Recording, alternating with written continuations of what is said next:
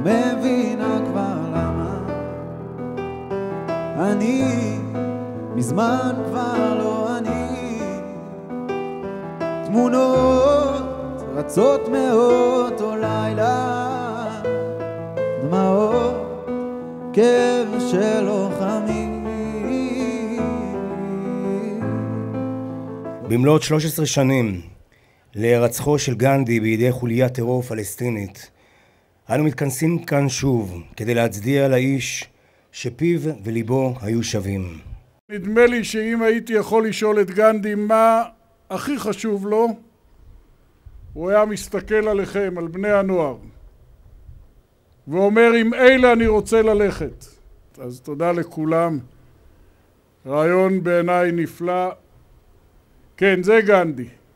הדבר הקטן הזה, דיסקית פשוטה, אפורה, על החזה, לא נוטשים חיילים. מתנות קטנות, שהוא שלח לי מתנות קטנות, רסיסים של כוונה, עיגולים של אמונה, מתנות קטנות, שהוא שלח לי מתנות קטנות.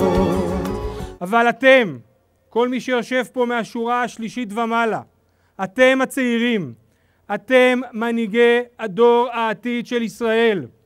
אנחנו צריכים לחלום ולדעת להגשים את החלומות. אתם יודעים מה? בואו אני אקריא לכם משהו שהוא כתב על זה. איפה אתה שולף את זה? מה, אתה משפחה שלו או משהו? והנה עכשיו גם חיבור ממש בין שלושתנו. נכון. התנ"ך, ומורשת קרב, ורחבעם זאבי. בעצם זאת התמצית של כל מה שגנדי חינך אותנו במשולש הזה שבין צבא הגנה לישראל, ארץ ישראל ועם ישראל. תראו איזה חיבור יפה. ושואל ומבקש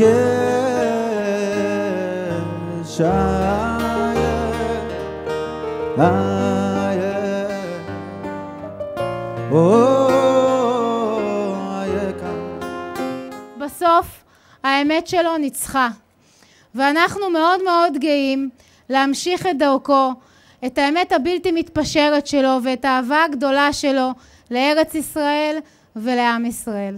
להיות עם חופשי בארצנו, ארץ ציון וירושלים.